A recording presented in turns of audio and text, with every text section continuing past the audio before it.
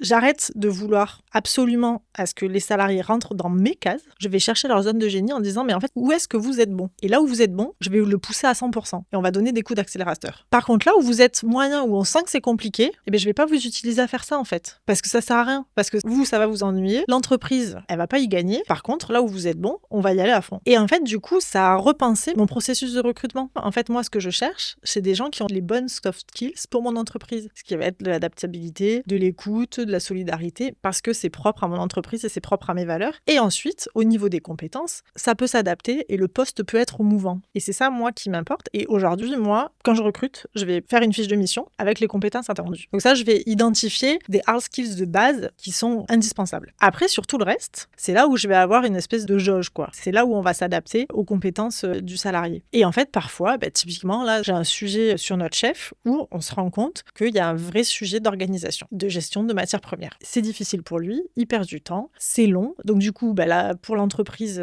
pour la Fabique, c'est compliqué parce qu'en fait, ça ralentit l'entreprise. Mais qu'est-ce qu'on fait avec ça? Et en fait, on s'est dit, ok, Sébastien, clairement, l'organisation, c'est pas votre zone de génie. Comment on peut faire pour que ce soit moins souffrant pour vous et donc du coup moins souffrant pour l'entreprise, même si ça fait partie de votre fiche de poste. Et donc, ok, donc du coup, on a externalisé une partie, donc il y a une consultante externe qui intervient. Donc ça veut dire que moi, j'ai fait le choix, alors que j'aurais pu dire non, coûte que coûte, vous faites cette tâche parce que ça fait partie de votre fiche de poste. J'ai dit non, donc ça me coûtait un peu plus cher. Mais en fait, le temps qu'il gagne, moi, je préfère qu'il utilise ce temps là où il est bon. À la base, il devait peut-être faire, 70% de formation, 30% d'orga. Je me rends bien que les 30% d'orga, c'est compliqué. Mais il va faire 90% de formation et 10% d'orga. Et le reste, on va s'organiser différemment pour que ce soit fait, mais pas que ce soit lui qui le fasse.